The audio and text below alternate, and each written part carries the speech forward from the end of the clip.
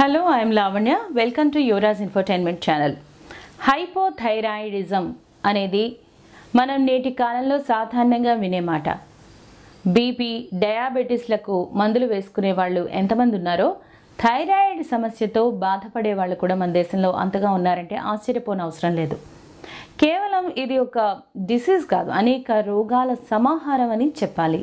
ఎందుకంటే hyper thyroidism, goitre, cancer ఇలా రకరకాల మాటలు వింటూనే ఉంటాం.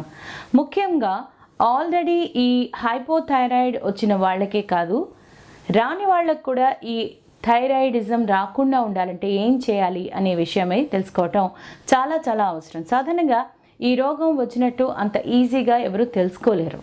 నీరసంతోనో అలసటతోనో జీవితం గడిచిపోతూ ఉంటుంది. ఎప్పుడో ల్యాబ్ టెస్ట్ చేయించుకుంటే అప్పుడు బయటపడుతుంది.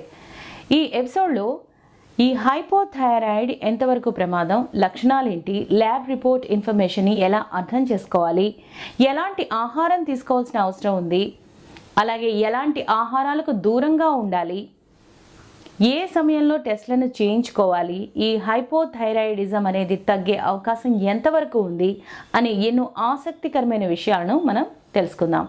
Hello, I'm Lavanya. Welcome to Yuvraj infotainment channel.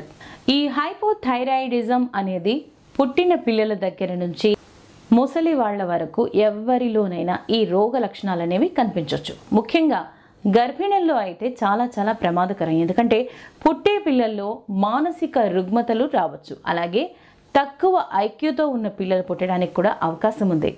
ఈ కారణంగానే గర్భిణీ స్త్రీలకు థైరాయిడ్ టెస్ట్ని తప్పనిసరి చేస్తారు. ఈ హైపోథైరాయిడిజం రావడానికి ఎన్విరాన్మెంటల్ ఇష్యూస్ కారణం కావచ్చు.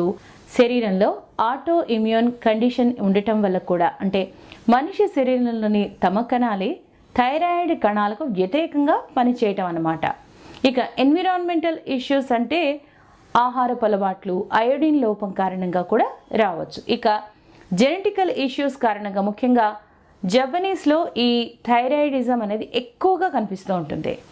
ఇక హైపోథైరాయిడిజం వచ్చింది అని ఎలా తెలుస్తుంది అంటే, నిజానికి థైరాయిడ్ అనేది ఒక మెటబాలిక్ హార్మోన్.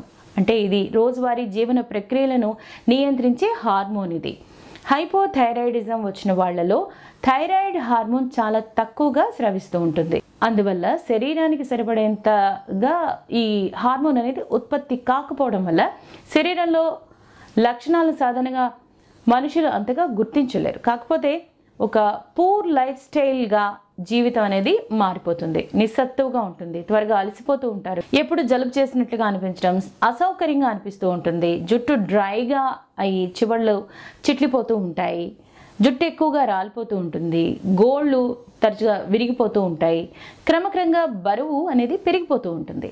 అంతగా ఆకలి వేయకపోయినా సరే, తక్కువగా తిన్నా సరే బరువు మాత్రం ఎక్కువగా పెరిగిపోతూనే ఉంటుంది. Infertility, loss of libido, menses క్రమ పద్ధతిలో రాకపోవటం, ముఖం ప్లఫీగా అంటే లావుగా పొంగినట్లుగా కనిపించటం, కాళ్ళు చేతుల్లో నొప్పి, ఇక జాయింట్స్లో నొప్పిగా ఉండటం, బిగుతుగా ఉన్నట్టుగా అనిపించటం, పూర్ కాన్స్టిపేషన్, ఏ పని మీద ఏకాగ్రత లేకపోవటం, అలాగే స్కిన్ పాలిపోయినట్లుగా కనిపిస్తూ ఉంటుంది. ఇక ఎనీమియా లక్షణాలు కూడా కనిపిస్తూ ఉంటాయి. లిపిడ్ ప్రొఫైల్ సరిగా ఉండదు, కొలెస్ట్రాల్ శాతం కూడా పెరుగుతుంది, బీపీ ఎక్కువ అవుతూ ఉంటుంది, గుండె కొట్టుకునే రేటు తగ్గిపోతూ ఉంటుంది, అలాగే మెమరీ తగ్గుతుంది, అలాగే కండక్టివ్ డెఫ్నెస్ అంటే చెవులకు అంతగా వినిపించకపోవటం, చెమటలు తక్కువగా పడతాయి, కాళ్ళు చేతులు చల్లగా అయిపోవటం, డల్గా ఉన్నట్లుగా, నిస్సత్తువుగా ఉన్నట్లుగా, రెస్ట్ తీసుకుంటే బాగుంటుందేమో అని అనిపించటం వంటివన్నీ కూడా లక్షణాలు సాధారణంగా ఉంటూ ఉంటాయి. కానీ ఈ లక్షణాలను అంతగా నోటీస్ చేయటం చాలా కష్టం. డేలో ఎక్కువగా పని ఒత్తిడి కారణంగానో, లేకపోతే డైట్ తగ్గిందేమో, అందుకే ఇంత నీరసంగా అనిపిస్తుందేమో అని అనుకునే వారి ఎక్కువగా ఉంటారు. అంతేగాని ఇది హైపోథైరాయిడిజం అని మాత్రం సాధారణంగా ఎవరు గుర్తించరు. ఇక థైరాయిడ్ ల్యాబ్ రిపోర్ట్ని ఎలా చదివి అర్థం చేసుకోవాలో చూద్దాం. సాధారణంగా TSH టెస్ట్ని చేయిస్తూ ఉంటాం. ఈ TSH అంటే థైరాయిడ్ స్టిమ్యులేటింగ్ హార్మోన్ టెస్ట్ అన్నమాట. అంటే ఇది థైరాయిడ్ గ్రంథిని స్టిమ్యులేట్ అంటే ఎంత ప్రేరేపిస్తుంది అనేది తెలుసుకోవచ్చు. అంటే థైరాయిడ్ గ్రంథి సరిగా పనిచేయకపోతే ఈ థైరాయిడ్ స్టిమ్యులేటింగ్ హార్మోన్ అనేది ఇంకా ఎక్కువగా పనిచేసి టీఎస్హెచ్ హార్మోన్ని ఎక్కువగా స్రవిస్తుంది. సో దట్ ఈ థైరాయిడ్ని ఇంకా అధికంగా ప్రేరేపించడానికి ప్రయత్నిస్తుంది. ఈ కారణంగా హైపోథైరాయిడిజం ఉన్నటువంటి రోగుల్లో టీఎస్హెచ్ లెవెల్స్ అనేవి చాలా చాలా ఎక్కువగా ఉంటాయి. రోజువారీ శారీరక ధర్మాలను నిర్వర్తించేందుకు కావాల్సినటువంటి T4, T3 అనేటటువంటివి ఉత్పత్తి అవ్వవు. సాధారణంగా ల్యాబ్ రిపోర్ట్లో T3, T4ల రిజల్ట్ అనేది అంత ఇతమితంగా కనిపించదు. మెయిన్లీ టీఎస్హెచ్ తాలూకా నెంబర్స్ని ఆధారంగా డాక్టర్ ఎంత మోతాదులో ఉండే ట్యాబ్లెట్ ఇవ్వాలి అనేది థైరాయిడ్ని ట్రీట్ చేయడానికి థైరాక్సిన్ని ఇస్తూ ఉంటారు. థైరాయిడ్ అనేది కొంతకాలం ట్యాబ్లెట్స్ వాడేసాం కాబట్టి క్యూర్ అయిపోతుంది అని అనుకుని నార్మల్ స్టేజ్కి వచ్చేసింది అనో బాగా అయిపోయినట్లు అనుకోవడం కుదరదు. ఒకసారి ఈ థైరాయిడ్ గ్రంథి డ్యామేజ్ అయింది అంటే అర్థం జీవితాంతం సప్లిమెంట్స్ని తీసుకోవాల్సిందే. తీసుకునే మోతాదు అంటే డోస్ అనేది కొంతవరకు మారుతూ ఉంటుంది. కానీ ఒక్కసారిగా తగ్గింది అని ట్యాబ్లెట్లు తీసుకోవటం మానేయటం అనేది ఉండదు. మొదట్లో ఈ థైరాయిడిజం వచ్చింది అని తెలిస్తే ప్రతి 2 నెలలకు ఒకసారి సాధారణంగా పరీక్షిస్తారు. సో దట్ థైరాక్సిన్ అనేది ఎంత డోస్లో ఇవ్వాలి ఒకసారి స్టెబిలైజ్ అయ్యాక 6 మంత్స్కి ఒకసారి ల్యాబ్ టెస్ట్ని చేస్తారు. ఇక చాలా కాలం నుండి ఈ వ్యాధి ఉంటే సంవత్సరానికి ఒకసారి లెక్కన కూడా టెస్ట్ చేయించాలని సూచిస్తూ ఉంటారు.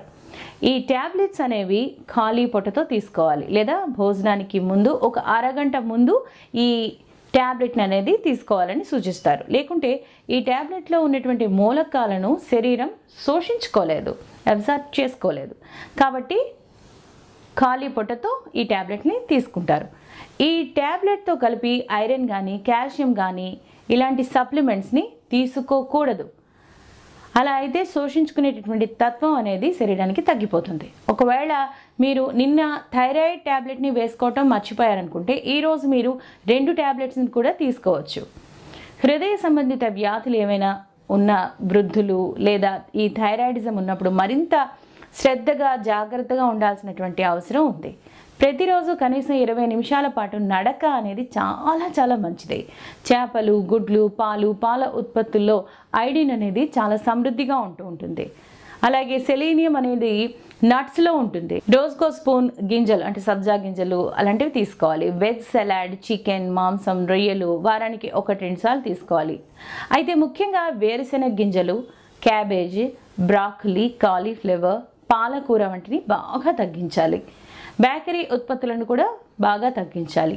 అయోడిన్ లోపం లేని వాళ్ళు కొన్ని రకాల మిల్లెట్స్ని తీసుకోవచ్చు. ఇది డాక్టర్ సలహా మేరకు పాటించాల్సిన జాగ్రత్త.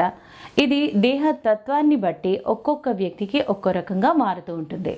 మీకు ఈ ఎపిసోడ్ నచ్చితే మీ ఫ్రెండ్స్కి చెప్పండి. యువరాజ్ ఇన్ఫోటైన్మెంట్ ఛానల్ని సబ్స్క్రైబ్ చేయండి, లైక్ చేయండి, షేర్ చేయండి. And thank you for watching.